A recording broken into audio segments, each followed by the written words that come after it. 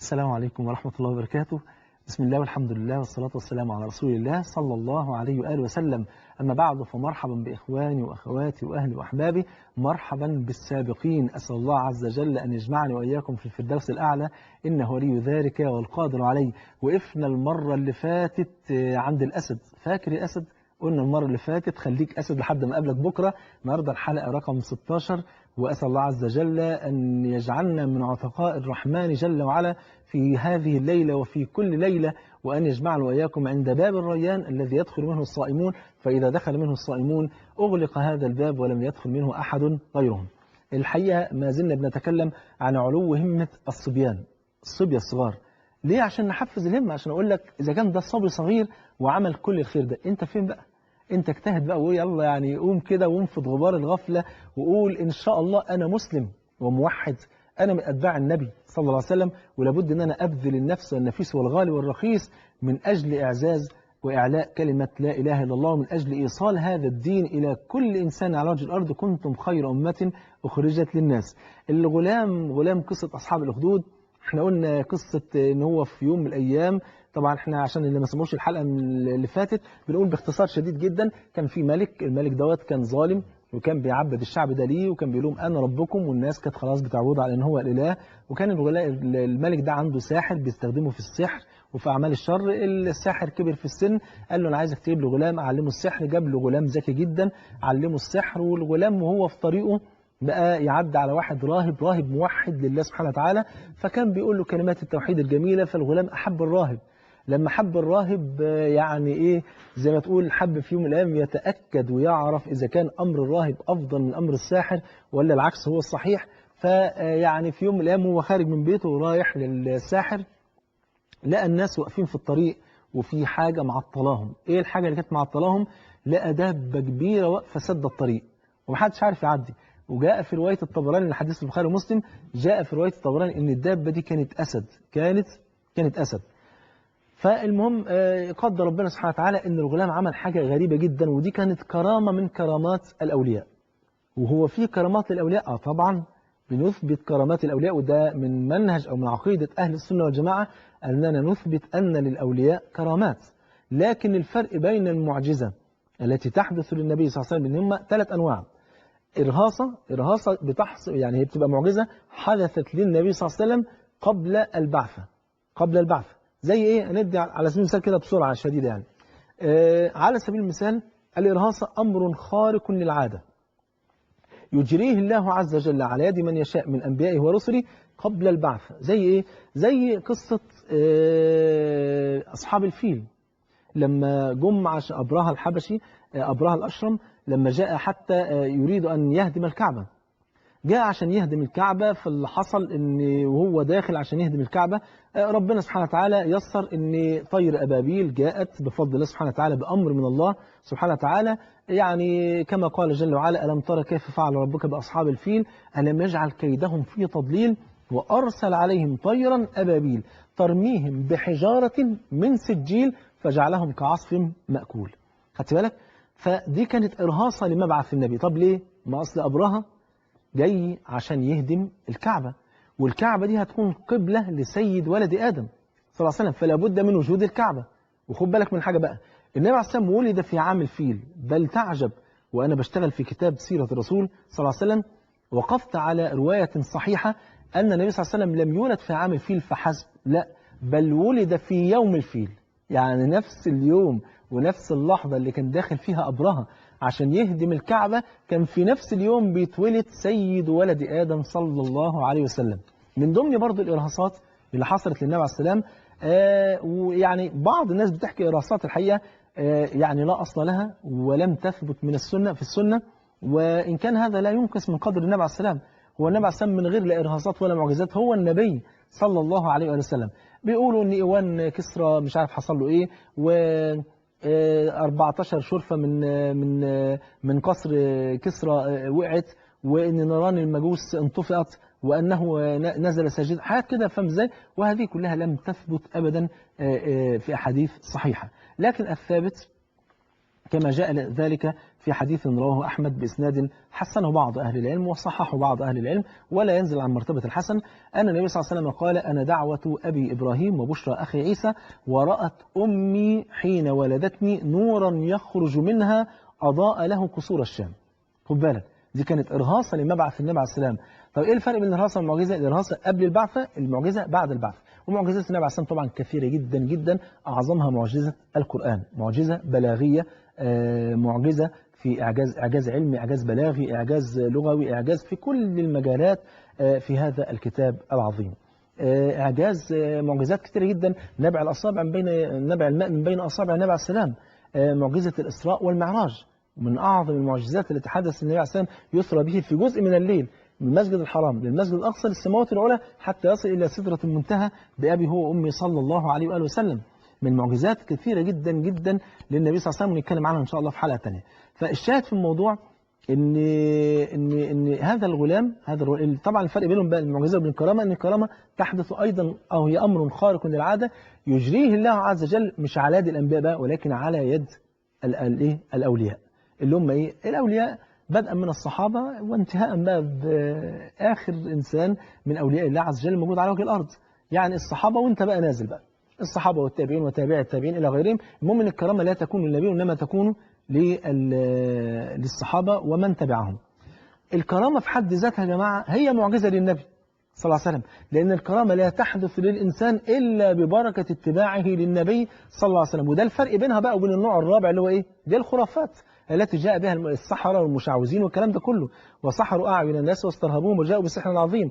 الناس اللي بتبقى ماشية ويمسك لك التعبان ويبلعه ويطلعه ويطفي النار ببقه ومش عارف ويعمل إيه ويعمل أعمال شعوذة، دي كلها ناس بتستعين بالجن عياذا بالله. فرق كبير جدا بين هؤلاء وبين الكرامات التي تحدث للأولياء. فكان من ضمن الكرامات الكرامة التي حدثت لهذا الغلام الصغير، غلام 9 سنين يا جماعة. ايديه قد ايه؟ قد كده، حته يعني صغيره كده، فاهم ازاي؟ وقدامه اسد، فراح ماسك حته حجر هيكون كله على بعضه قد ايه؟ قد كده، يعني هو احسن كفه قد كده صغير. فمسك الحجر وقال: اللهم ان كان امر الراهب احب اليك من امر الساحر فاقتل هذه الدابه. وخد بالك هو قلبه ميال لمين؟ للراهب، ولذلك قدم الراهب في الكلام. قال: اللهم ان كان امر الراهب احب اليك من امر الساحر فاقتل هذه الدابه، فرمى الحجر فقتل الدابه. طب بالله عليك احسبها كده بالعقل، حتة حجر قد كده من ايدين الصبي الصغير ده تقتل اسد؟ هي ما تقتلوش، بس اكراما من الله عز وجل هذا الغلام اتقتل الاسد. وربنا اكرم الغلام ده بكرامات تانية، الحديث طبعا في الصحيحين. اكرمه كرامات ايه يا جماعه؟ ابراء الاكمه والابرص والشفاء من امراض كثيره جدا باذن الله. يعدي على الأعمى ويسمي باسم الله ويعدي إيده على عينيه ويسأل المولى عز وجل له أن يرجع إليه بصره فيعود بصره. واحد مريض يجي له فيقرأ عليه ويسمي ويسأل الله عز وجل أن يشفيه فيشفيه. سمعوا الناس عنه بقى صيته ذاع ما بين الناس، بس قال لك ده راجل بقى، ده شاب صغير ولا طفل صغير وليه كرامات ما شاء الله. فمين من ضمن بقى الناس اللي سمعوا؟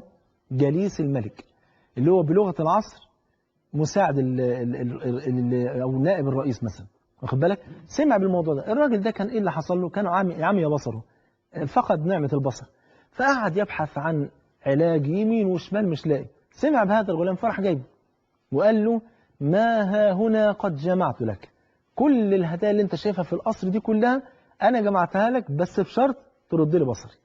فالغلام استثمر اللحظه ديت في انه يدعو الى الله. هو على فكره اي حد بيجي له، شوف بقى الهمة العالية لغلام صغير زي ده، كان أي حد يجي له يطلب منه أي طلب يقول له بشرط تؤمن بالله، لو آمنت بالله أدعو الله عز وجل أن يشفيك فيشفيك. يقول له خلاص. فكل اللي جاله آمن بالله سبحانه وتعالى. فلما جاله جليس الملك قال: أنا لا أشفي أحدا وإنما يشفي الله، الله هو اللي بيشفي، فإن آمنت بالله دعوت الله عز وجل لك فشفاك. فقال هذا الرجل جليس الملك: آمنت بالله، أشهد أن لا إله إلا الله. فمر الغلام، أمر يده على عين هذا الرجل الجليس الملك ده، فشفي بإذن الله سبحانه وتعالى وعاد إليه بصره. أقرب جلسة لي مع الحاكم بقى كان مثلا بعد 2 3 ساعة، فكان كل مرة بياخدوه بإيده كده ويوصلوا لحد الكرسي. المرة دي داخل مفتح ما شاء الله ومبتسم وفرحان ان ربنا رد له بصره، فدخل فقال له الملك: من الذي رد عليك بصرك؟ قال: الله. قال: الله؟ ألك رب غيري؟ انت بتعبد حد غيري يا ابني ولا ايه؟ فاهم ازاي؟ فقال: اجل، ربي وربك الله. فرح واخده معذبه. الله، ده كان جليس الملك، ده حبيبك. ايوه، ما هو مالوش عهود. فاهم ازاي؟ هو مصلحته بس. مسك جليس الملك وقعد يعذب فيه لحد ما دل على مين؟ دل على الغلام. والغلام يعني راح دل على الراهب. الملك ذكي في الحته دي، بس انما هو ما كانش ذكي في كل الموضوع. عمل ايه؟ قال لك بس اقطع بقى، بالنسبه له هو بلغته هو، اقطع الراس بقى نفسها. مين اللي علمهم كل دوت؟ هو الراهب. قال له: تعالى انت هترجع عن دينك ولا مش ترجع؟ قال له: مش هرجع. راح جايب المنشار وامر الراجل اللي عنده الجلاد ولا الجزار ولا بتاع، وشقه نصين. نصين، شوف العذاب، من مفرق راسي لحد تحت، شقه نصين. وراح جايب جليس الملك، قال له: ترجع عن دينك ولا ما ترجعش؟ قال له: مش هرجع. قال له: خلاص. وراح شقه برضه هو كمان نصين. جاب الغلام بقى ما شقوش نصين. ليه؟ لانه لحد اللحظه ديت عنده امل كبير ان الغلام الذكي النبيه النابغ دوت يفضل دراعه اليمين. فقال له: ترجع عن دينك؟ قال له: لا. فرح منادى على الشرطه بتاعته الملك، قال لهم: خدوه طلعوه فوق الجبل، فان رجع عن ديني وعبدني من تاني فخلاص سيبوه، وان لم يرجع ارموهم فوق الجبل. طلعوا بيه فوق الجبل. شوف همة الصبيان عامله ازاي يا جماعه. شوف الثبات، شوف دروس عاليه جدا في ان هو ثابت على دينه. يعني النهارده ممكن واحد كبير في السن، واخد بالك، يعني مش هقول لك بقى مع اول فتنه، ده مع اول قلم يقول له خلاص سلمنا وبعضهم من غير قلم يقول والله ما انت تعب نفسك، انا خلاص يعني حبيبك يعني. فاهم ازاي؟ وده بيفكرني بواحد من الائمه بتوع السلف زمان، كان دمه خفيف جدا حتى في عز البلاء. في يوم من الايام دخلوه السجن، اتعذب عذاب شديد جدا في السجن ومش عارف ايه والكلام ده كله، وبعدين في النهايه من شده العذاب قعد على الارض. فالراجل السجان قال له: ارجع للزنزانه بتاعتك. قال له: مش قادر. فراح جايب واحد عسكري من عنده وقال له: شيله ودخله وديه الزنزانه. فشال الامام فوق كتفه عشان يوصله الزنزانه. فالامام في عز العذاب ده كله يعني دمه خفيف يعني. فاول ما لقى بص كده لقى نفسه فوق العسكري ده من فوق كده، فراح بصص له وقال ايه: سبحان الذي سخر لنا هذا وما كنا له مقرنين وإنا إلى ربنا لمنقلبون. واخد بالك؟ صلى على حبيبه صلى الله عليه وسلم. فالمهم فجاء الغلام، أول ما قالوا له هترجع عندنا ولا مش ترجع؟ قال له: مش راجع. فلسه هيرموه من فوق الجبل، فراح عمل إيه؟ اللهم اكفنيهم بما شئت. شوف الأدب حتى لما بيجي يطلب من ربنا، ما ممكن يقول له: يا رب اعمهم، يا رب، يا رب شلهم، يا رب. لا، ما قالش كده. عمل ايه؟ قال: اللهم اكفيهم ايه؟ بما شئت، باللي انت عايزه، انا بس يكفينا شرهم. فارتجف الجبل. العقل هنا بيقول ايه؟ الجبل اتهز. طب ولما اتهز مين اللي يقع؟ طبعا الصبي، لان الصغير مش هيقدر يمسك، انما الرجاله ممكن يمسكوا. لا، ده اللي حصل العكس بقى. ارتجف الجبل فسقط الرجال وبقي الصبي. يا سبحان الملك. اذا سالت فاسال الله، وإذا استعنت فاستعن بالله، واعلم أن الأمة لو اجتمعت على أن ينفعوك فلن ينفعوك إلا بشيء قد كتبه الله لك، وإن اجتمعت على أن يضروك بشيء فلن يضروك إلا بشيء قد كتبه الله عليك. الأمر ده قابل للتفاوض؟ لا. رفعت الأقلام وجفت الصحف. يا سبحان الله. لجأ لله سبحانه وتعالى فنصره الله. الغلام ده انت لو مكانه تعمل ايه؟ اجري بقى وفر بقى، ما خلاص بقى الحمد لله فكيت. لا، رجع للملك. طب ايه اللي رجعه للملك؟ ما هو عايز يقتله، انا عارف، بس هو عنده قضية تانية، عنده هم كبير، راجل عنده همة عالية. هو مش عايز بس يعيش وبس لنفسه. هو اسلم والحمد لله ولعل وعسى يكون من اهل الجنة، لكن هو مش دي مشكلته. مشكلته ان قلبه بيتقطع على الناس اللي بتشرك بالله وبتعبد الملك من دون الله. ازاي اكون عايش في مكان الناس دي بتعبد الملك وسايبه ربنا، سايبه ملك الملوك جل جلاله؟ لا ما اقدرش. ده انا لو هموت، ده انا لو هموت واصحى تاني واموت 1000 مرة بس عشان الناس دي تعبد ربنا لازم اضحي بنفسي. رجع للملك. الملك اول ما شافه استغرب، قال: اين اصحابك؟ فين الناس الناس اللي كنت بعتها معاك، يعني الشرطة وكده؟ قال: كفنيهم الله عز وجل. فقال له: ترجع عن دينك؟ قال له: مش هرجع. راح جايب شرطة تانية، قال لهم: ركبوه قرقور، اللي هو ايه؟ مركب صغير، وتوسطوا به في البحر، وأمروه أن يرتد عن دينه، فإن رجع فبها ونعمة عين، وإن لم يرجع ارموه في المية وخلصوا بقى. فاهم إزاي؟ فخدوه في المركب ووصلوه لحد وسط البحر. قال له ها ترجع عن دينك؟ قال له مش راجع. طب لسه هيرموه، قال اللهم اكفنيهم بما شئت. فاهتز المركب فسقطوا جميعا وعاد الغلام. خد بالك بقى من الحتة الأخيرة دي، ده المشهد الأخير. يدخل الغلام على الملك فيتحول من مأمور إلى آمر. إيه؟ من مأمور إلى آمر؟ ده غلام صغير 9 سنين، وده ملك، مش كمان أكبر منه في السن، ده ملك بلد. خد بالك يعني ممكن يعمل فيه اللي هو عايزه، بس مش هيكون إلا بأمر الله سبحانه وتعالى. فقال أيها الملك إنك لن تستطيع قتلي حتى تفعل ما آمرك به. أنت عايز تقتلني؟ والله ما هتقدر تقتلني إلا لما تعمل اللي أنا هأمرك بيه. يا الله، غلام 9 سنين يتحول من مأمور إلى آمر، عزة كبيرة سبحان الملك. فقال له ما هو؟ خلاص الملك بقى يئس منه، قال لك ده لا هينفع اشتغل معاه ولا بتاع، وهيعمل لي مشاكل في المملكة بتاعتي، أنا أخلص منه. قال ما هو؟ قال أن تجمع الناس جميعا في صعيد واحد. شو بقى الحتة اللي كان الملك ما هوش ذكي فيها. أن تجمع الناس جميعا في صعيد واحد، ثم تصلبني على جذع نخلة كده ولا أي حاجة، ثم تأخذ سهما، بس مش من أي حتة، من كنانتي بتاعتي أنا، وتضع السهم في كبد القوس، وتقول والناس جميعا يسمعون بسم الله رب الغلام، فإن فعلت ذلك ستقتله. قال له طيب. أمر الوزراء جمعوا لي كل الشعب، عايز الشعب كله موجود، وجمعهم في ساحة كبيرة، ووقف. وطبعا الشعب عارف ان الملك حاول مرة واثنين وثلاثة انه يقتل الغلام، ومش عارف، ملك مش عارف يقتل الغلام. فلما اجتمعوا صلب الغلام وراح ماسك، وطبعا الشعب كله بيحب الغلام، ياما كان سبب في شفاء فلان وفي رجوع بصر فلان وحاجات كتير يعني. فراح واخد سهم من كنانة الغلام ووضعه في كبد القوس، وبأعلى صوته سمع الناس كلها قال بسم الله رب الغلام، ضرب السهم فوقع في صدغ هذا الغلام الصغير فقتل. فالشعب قالوا الله، إذا كان الملك اللي احنا بنعبده ما قدرش يقتل الغلام، ولما خد السهم وقال بسم الله رب الغلام قتله، يبقى السر بقى فين؟ عند رب الغلام. فقام الشعب جميعا وقالوا آمنا بالله رب الغلام، آمنا بالله رب الغلام. خسر إيه الغلام؟ خسر نفسه ومات شهيد، لكن في المقابل أمة كاملة أسلمت وآمنت ووحدت الخالق جل جلاله. ما كان منه إلا البطش. الناس الوزراء والحاشية بتوعه قالوا له إيه اللي أنت كنت فيه ده يعني طبعا قمة الغباء اللي هو عمله ده، لأنه لو ساب الغلام يدعو إلى الله ده هيستجيب وده هيرفض ومش عارف إيه، إنما الآن الأمة كلها أسلمت. فقال إيه اللي عملته ده؟ قد وقع ما كنت تحذر، أنت كنت خايف 5 6 يسلموا كله أسلم. فعمل إيه؟ راح خد الأخاديد وراح جمع الشعب كله بقى، خد الأخاديد في مفارق الطرق، ما حدش عارف يهرب، كل المداخل والمخارج بتاعت البلد فيها أخاديد حفر، وولع فيها النار، وأي حد يجيبه بقى، تكفر ولا؟ قال لا مش هكفر، ارمي في النار، ارمي في النار.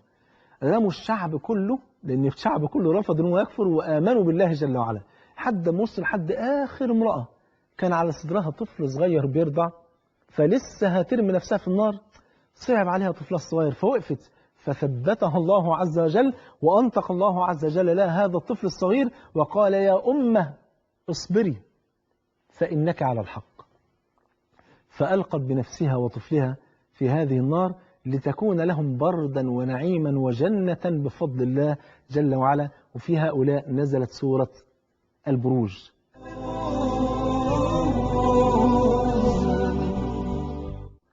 سبحان الملك، شفت قد ايه غلام صغير، صبي صغير، شفت قد ايه همته وصلت لمرحلة ان هو يضحي بنفسه وحياته كل حاجة علشان أمة كاملة تؤمن وتسلم لله جل وعلا. تعالوا نشوف بقى في زمن الصحابة ونشوف ايه الهمة العالية اللي كانت موجودة عند الصبية في زمن الصحابة. من أول هؤلاء علي بن أبي طالب.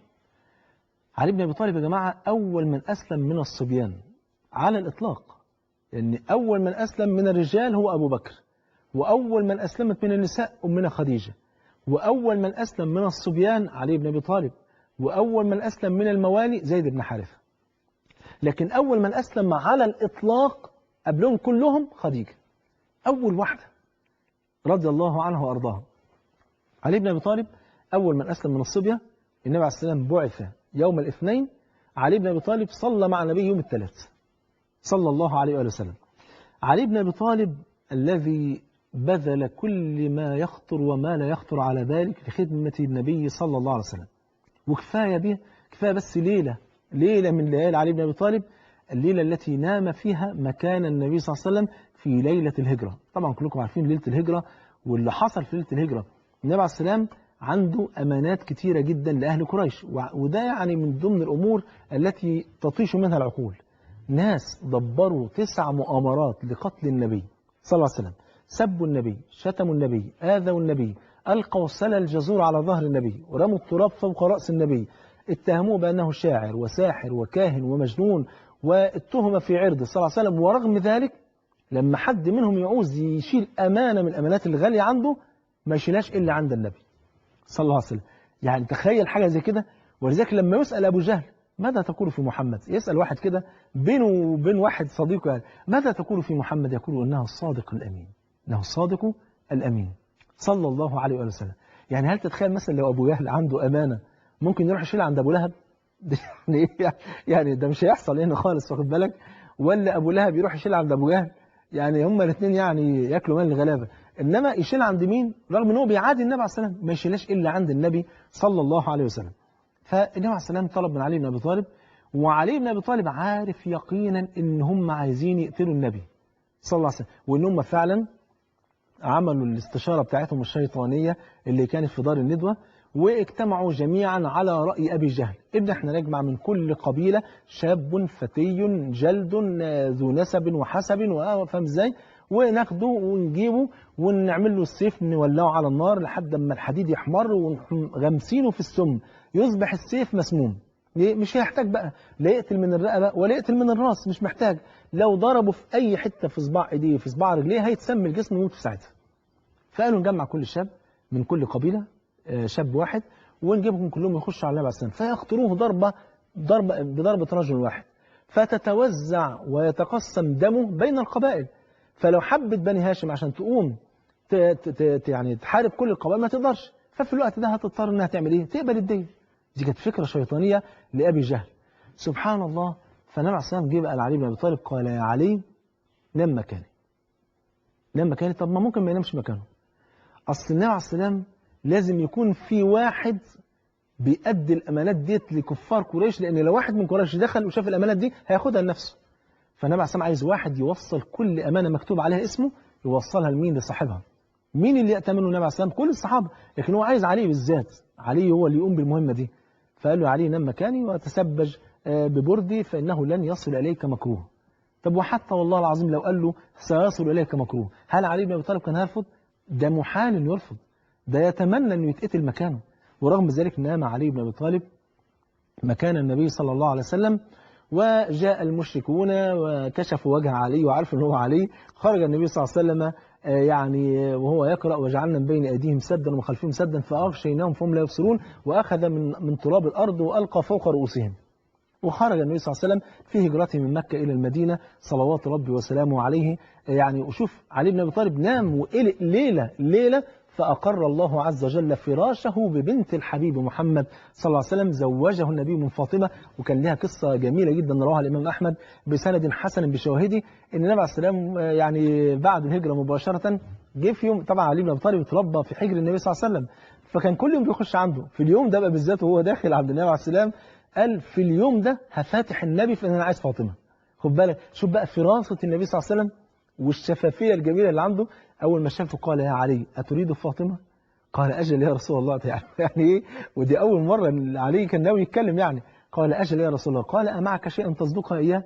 قال له ما انت عارف يا رسول الله ما فيش طبعا يعني. قال اين تلك الدرع التي كنت تقاتل بها؟ قال انها مكسوره. قال اتيني بها. فجاءه درع مكسوره، فرفعها النبي صلى الله عليه وسلم وقال هذا مهر فاطمة بنت محمد صلى الله عليه وآله وسلم. شوف قد ايه التيسير. النبي عليه السلام يقول إن أعظم النكاح بركة أيسره مؤونة، يسروا ولا تعسروا وبشروا ولا تنفروا وارحموا من في الأرض يرحمكم من في السماء. كان النبي صلى الله عليه وسلم يحض الشباب دائما على الزواج، ويحض أولياء المرأة على تيسير الزواج حتى لا تنتشر الفاحشة، وحتى يعم الخير في المجتمع ويكون المجتمع نظيفا طاهرا بفضل الله سبحانه وتعالى. فالشاهد في الموضوع، علي بن أبي طالب يقلق ليلة فربنا يقر عينه بفاطمة بنت النبي صلى الله عليه وسلم، ويقر عينه أيضا بأنه ينجب منها بفضل الله سيدة شباب أهل الجنة، يتزوج من سيدة نساء العالمين فاطمة بنت محمد صلى الله عليه وسلم، وينجب منها سيدة شباب أهل الجنة الحسن والحسين رضي الله عنهما وعن كل آل بيت رسول الله صلى الله عليه وآله وسلم.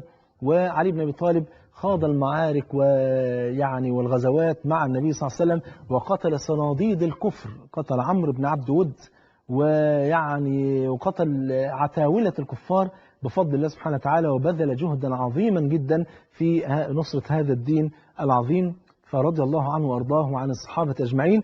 وما زال الكتاب مفتوحا حتى نلتقي مرة أخرى مع همة الصبيان الذين نشأوا في عهد النبي صلى الله عليه وسلم حتى تعلو الهمم. أسأل الله عز وجل أن يجمعنا في الفردوس الأعلى. سبحانك اللهم وبحمدك، أشهد أن لا إله إلا أنت، أستغفرك وأتوب إليك.